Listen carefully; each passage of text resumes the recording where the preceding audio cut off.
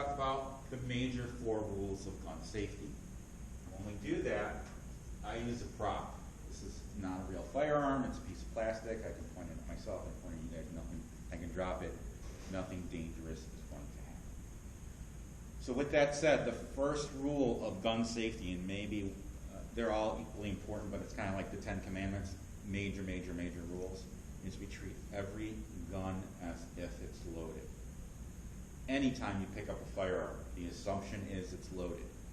You cannot assume it's not loaded because that's how accidents happen or negligence happens. So to give you an example, has anyone here ever dealt with anyone who just looks like they're stupid? On a daily basis. On a daily basis, we all have. So for 2 years in between corporate jobs, I worked for a shooting range. And I'm happy, energetic, customer service, jovial kind of guy. And someone came off the shooting range, and he fit that description. So he comes up to me, and I'm like, hey, how can I help you? Big smile. And he says, I need a magazine for my gun. Okay, great. That's like saying I need a part for my car. What kind of gun is it? So he tells me it's a 9mm. That's like saying I have a car that runs on gasoline and I need a part for it. I'm being a dentist now. I'm pulling teeth, trying to get information from this guy, who all with a smile on my face. And so finally I said, all right, what's the make and model? And he says, it's a SIG. So he's telling me it's a Chevy. Okay, what's the model? And so he's like, I'm not sure. And he lifted up his shirt, pulled out his gun, and went like this to read the side of whatever the model number was on the side of the gun. At which point my coworker grabs the gun out of his hand and says, what the hell are you doing? And what do you think the guy said? He said, don't worry, it's not loaded. And when my coworker checked the gun, it was loaded. He was asked to leave the store, and I don't mean nicely. Okay? All right, so anytime you pick up a firearm, it is always loaded. Next, you can only point a firearm in a safe direction. There are 3 safe directions. You guys tell me what they are. Ground. Ground. You said down? Yeah. Down? Oh, you're my favorite student for the next 10 seconds. All right. What's another? Down is a safe direction. What's another safe direction? Up. Oh, no.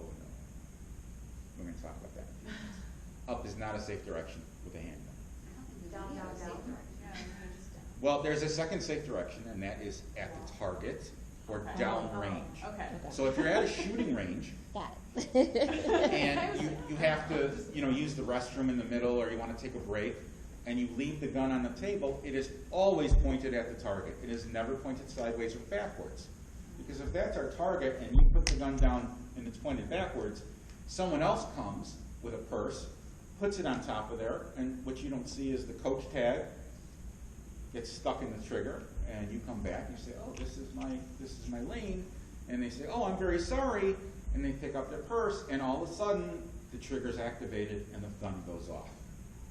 If the gun is pointed down range, and that happens, the worst thing that's going to happen to you is you will poop in your pants. That's the only time when pooping in your pants is the preferred outcome. There is a third safe direction. What do you guys think it is?